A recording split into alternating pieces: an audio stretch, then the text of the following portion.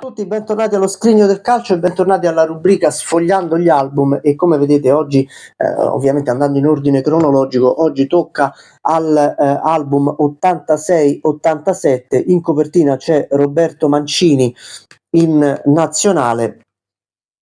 Non ha avuto grande fortuna come giocatore, poi per fortuna si è rifatto come commissario tecnico, l'ex capitano della Sampdoria.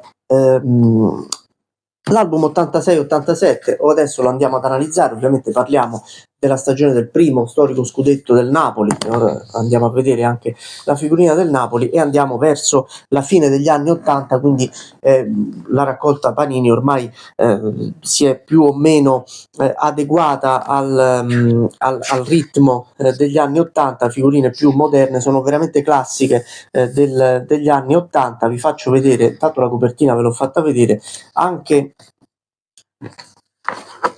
poi in diagonale il calendario delle partite, vedete, non male comunque, su sfondo verde, eccolo qua. E poi vi faccio vedere un po' la struttura dell'album. Partiamo con la prima squadra, che è l'Ascoli, dove c'è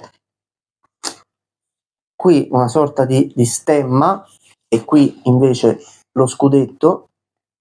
Qui c'è la squadra e qui le figurine. Questa è classica degli anni 80, anche su come composizione delle figurine. Vediamo anche qui che il contorno della figurina è bianco, però con i colori della squadra. Vedete che c'è questa sorta di contorno che richiama i colori sociali della squadra. Ve lo faccio vedere con un'altra squadra, perché poi l'Ascoli, ovviamente essendo bianco-nero, ha lo sfondo bianco che si può confondere. Ve lo faccio vedere con l'Atalanta, che vedete ha la figurina bianca classica, ma il contorno con la scritta è nero-azzurro, quindi rispecchia i colori sociali della squadra.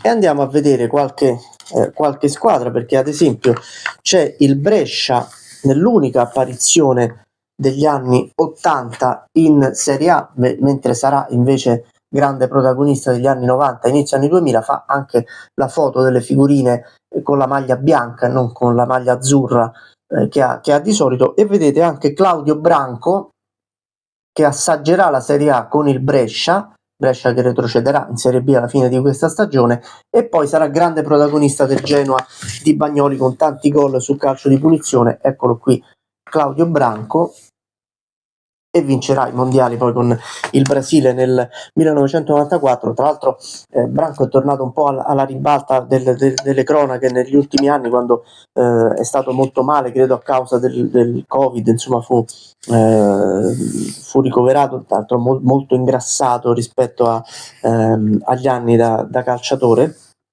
E qui, ragazzi, abbiamo il primo storico Empoli in Serie A, promosso a tavolino la stagione precedente per colpa della penalizzazione in cui erano incappate.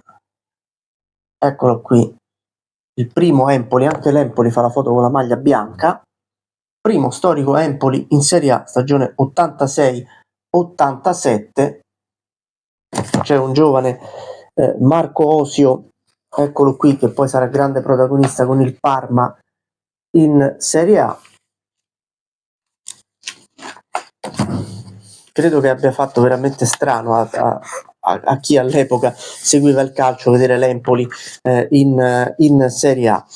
E poi andiamo al primo Milan di Silvio Berlusconi,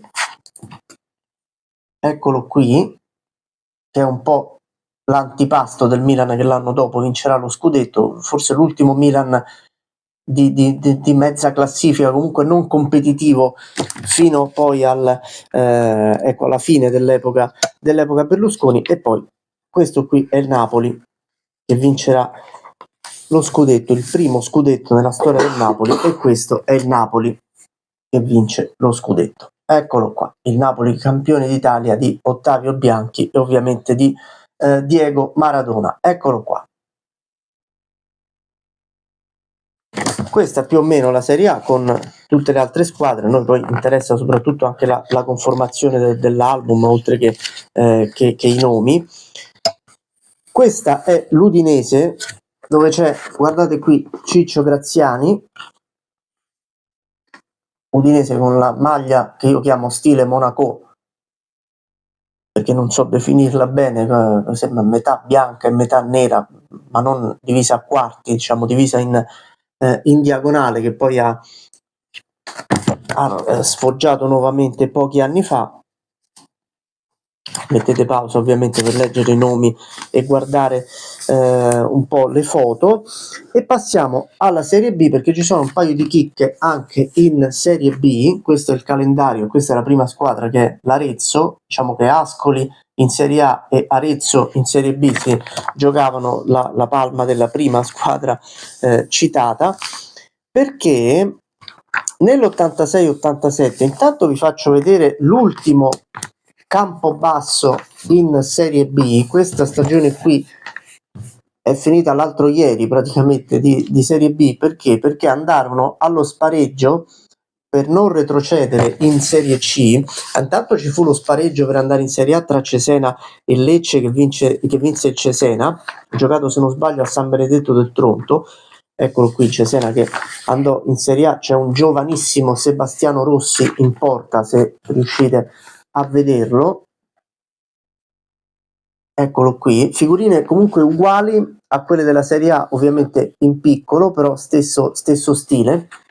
Ci fu l'incredibile spareggio a 3 per non retrocedere in Serie C tra Campobasso, la Lazio e il Taranto, e la cosa incredibile fu, come molti di voi sapranno, che la Lazio quell'anno, per via del calcio scommesse, partiva con 9 punti di penalizzazione. No, voi fate il calcolo con la vittoria che valeva 2 punti, quanto valessero e quanto fossero penalizzanti 9 punti in meno, partire con 9 punti in meno, tant'è che diversi giocatori avevano il dubbio se rimanere alla Lazio o no, e l'allenatore Eugenio Fascetti radunò tutti i giocatori e disse: io capisco quello che voi state pensando, ve lo dico subito, chi vuole resti, chi non vuole se ne vada, perché io ho bisogno di qualcuno, di un gruppo che creda fortemente nel raggiungimento della salvezza. E la Lazio arrivò a salvarsi con 9 punti di penalizzazione, vincendo gli spareggi che si giocarono a luglio inoltrato a Napoli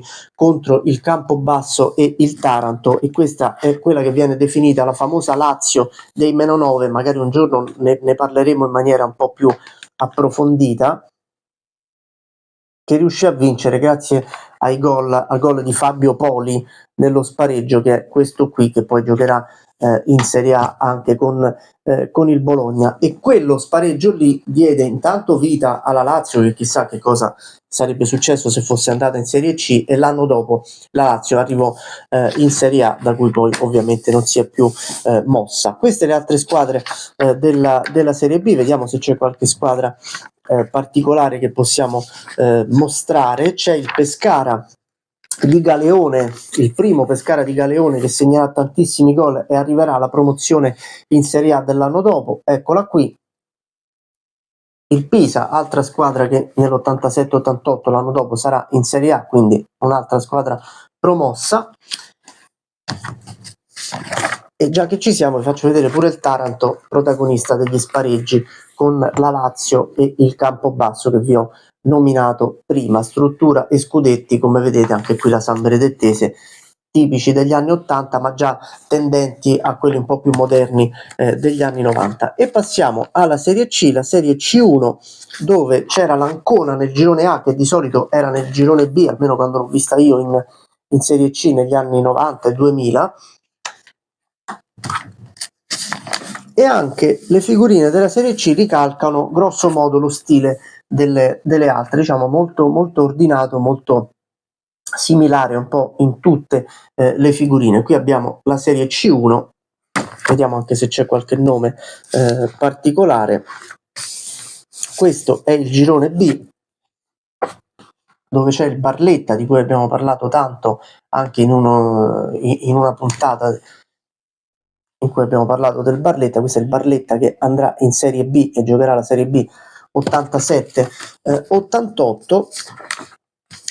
e la caratteristica è che la serie C si interrompe qui, si interrompe con la serie C1. Da questa stagione qui non vengono pubblicate le figurine della C2. Io non ho mai capito il motivo, perché prima e poi dopo, successivamente a metà degli anni 2000, all'inizio degli anni 2000, verrà riproposta la serie C2 e negli anni 90 invece le figurine si interrompevano con la C1. E qui abbiamo poi figurine, abbiamo le coppe, abbiamo gli europei, la qualificazione agli europei del 1988 e abbiamo poi le coppe europee. C'erano le statistiche, le figurine delle coppe europee con la Coppa dei Campioni, la Coppa delle Coppe e la Coppa UEFA, che io vi faccio vedere qui. Anche questo andava molto di moda negli anni 80, quando probabilmente si potevano vedere anche meno partite, c'erano meno resoconti delle partite di Coppa.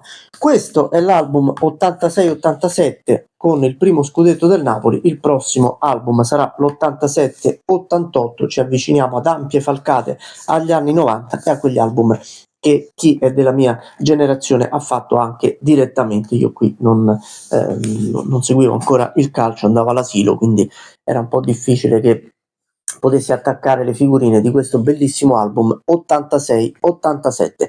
Mi raccomando, iscrivetevi al canale che tanto è sempre gratis, lasciate like, commenti, io tanto lo vedete che vi rispondo, e lanciate anche idee nuove, come vedete io poi le raccolgo tutte e ve le racconto. Iscrivetevi, mi raccomando, avanti tutta, ciao.